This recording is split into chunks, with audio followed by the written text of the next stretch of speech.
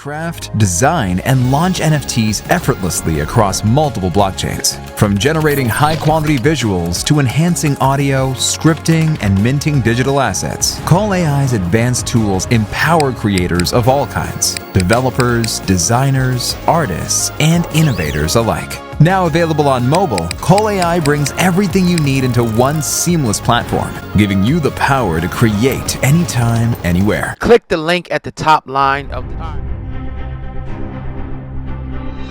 All right, so Mike Epps is calling out Shannon Sharpe of Club Shay. I'm going to play what Mike Epps said on the Breakfast Club, and then I'm going to give you my thoughts on it because it's interesting what he says. We're going to play it, and we're going to unpack it. Let's go. Mike Epps Club Shay coming this year? Club Shay Shay? Uh-huh. No, I ain't gonna do no Club Shay Shay. Cause I'm still trying to figure out why. I'm like, I was like, I know y'all had to sit down. Shannon Sharpe, y'all got to bring some white men on here and grill them. You can't just grill black people. That shit ain't right. I know we make money off clickbaiting and shit, but clickbait them white folks. Get some of your NFL players that you know was fucked up. Get them on this show, because That's real.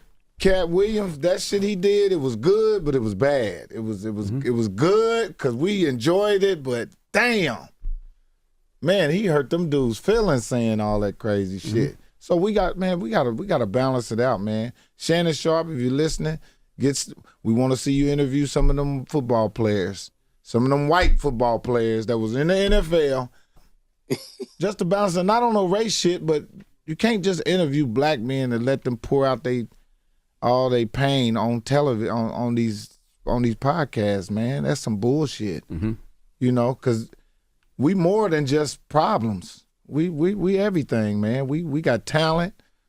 You know, we got families. We're entrepreneurs. We all of that. So we have to keep shedding the light on the positive part of that. We already got enough negative light. So we want a podcast. We want to start bringing people on the letter, even though, you know, people don't want to hear that shit. But, man, let's talk about some positive shit on these. All right, so let's unpack what Mike is talking about, right? Mike Epps. First of all, let's go back to the Cat Williams interview, which was one of the biggest black podcast interview, if not the biggest black podcast interviews ever. Well, Mike is saying, my interpretation is, he said it was bad, but it was good. It was good because it was entertaining. You know, a black man with a podcast, Shannon Sharpe, you know, did astronomical records. I think it did I forget the millions it did. It did something crazy. But at the essence of that, it was black on black attack. At the essence of that, right? And what he's saying is we got too much of that. We got too much negativity. We got too much black on black, you know, competition. Even recently, you seen Ocho Cinco and Cameron going at each other's throat. And secretly, it was something there because now this person wants the number one spot, and this person don't want you to have the number one spot. When all y'all is in y'all 50s and millionaires. You feel what I'm saying? So that's what Mike is talking about. Mike is talking about you got the biggest black podcast ever as far as number wise, but it was negativity. It was attacking on another comedian, hurting other comedians' feelings.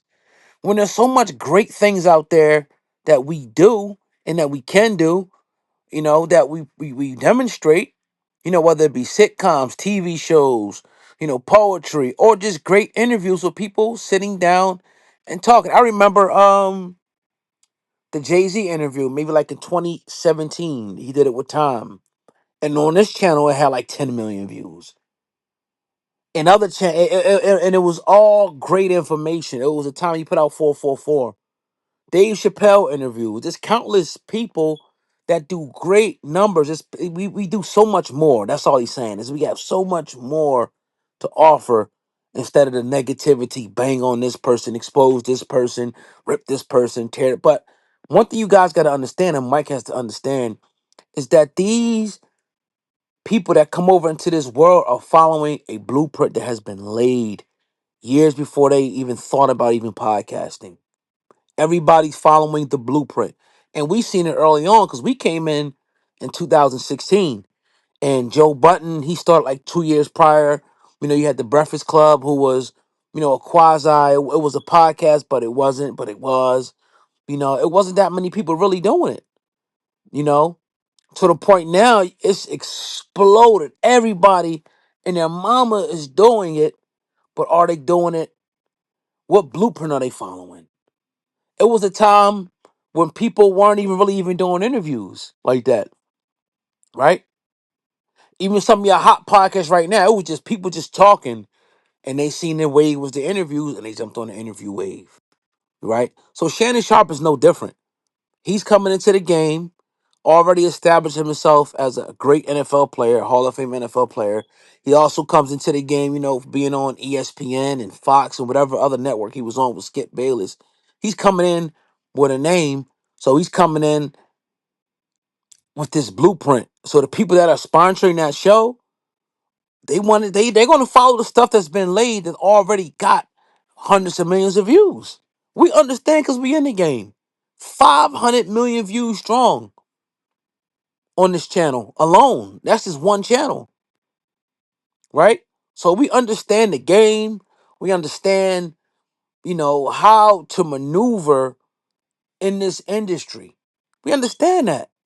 And all Mike is saying is, yo, like, you got there, you getting there, but it's a bad look on the community. Now, I'm going to say I don't necessarily agree with him 100%. The Cat Williams interview, I agree with him on that. But as far as, Shay, he's pretty much trying to say that Shay is always attacking other blacks on there, right? And again, it's the blueprint because there's been so many people that have done interviews, even when we do interviews, right? Our interviews usually about an hour and a half. We're getting your life story. We want to go back to where you was born at. Whether you was born in Biloxi, Mississippi, Stockton, California, Baton Rouge, Louisiana, anywhere, New Orleans. We're gonna go back to your childhood. We're gonna get familiar, we're gonna make you comfortable, right? And just have a conversation and let things flow. And we like to walk people up. We don't just jump into the juicy shit. We like to walk you up because oftentimes you have people that come in and they'll say, look, I don't want to talk about this. And they get so comfortable and familiar with you that they'll start talking about it, you know, when they said they wasn't going to talk about it. And it opens up the floodgate for you to ask these questions. And it's an art to this. It's definitely an art to interviewing people, you know? You don't sit down and just talk. There's an engagement. There's a, science to this. And that we've gotten better and better over the years, perfecting the craft of interviewing people and letting them speak their truth, right? Letting them talk about and clear things up. And, you know, that's what's that. And there's been times where people have came on here and said stuff, and we posted it, right? Because we understand it. And look, I'm in business. This channel is a business, right? This company is a business. It generates income. It employs people. So with that being said, you can still keep your integrity though. You ain't got to throw away your integrity, to get some views and shit like that.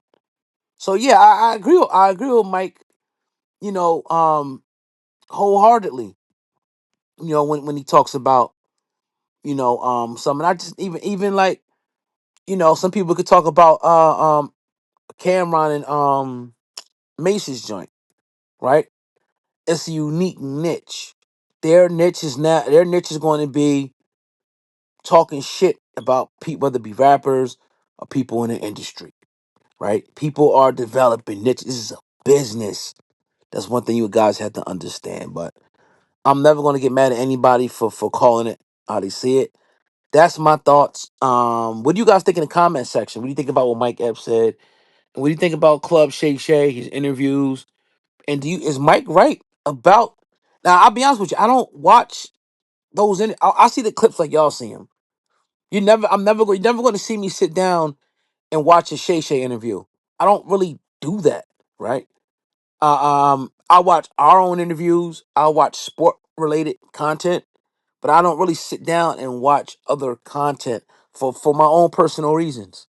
I see the clips like y'all see them, so I'm not sure how the joints is flowing and whatnot, and what's being asked. Only the little snippets that come out on Instagram. So I'm gonna defer to y'all, the people that watch, and watch the full entirety of these podcasts.